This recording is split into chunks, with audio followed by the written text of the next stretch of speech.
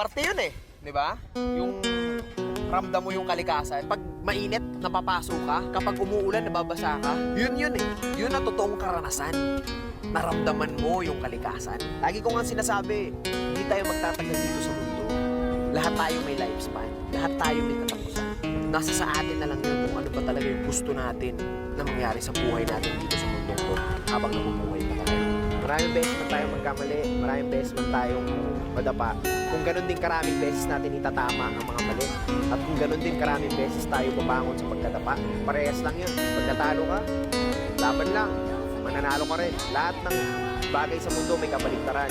May gabi, may umaga. May babae, may lalaki. May tao, may hayop. Kaya kung may negatibo, may positibo. Titingin ka ba doon sa makakasama sa'yo?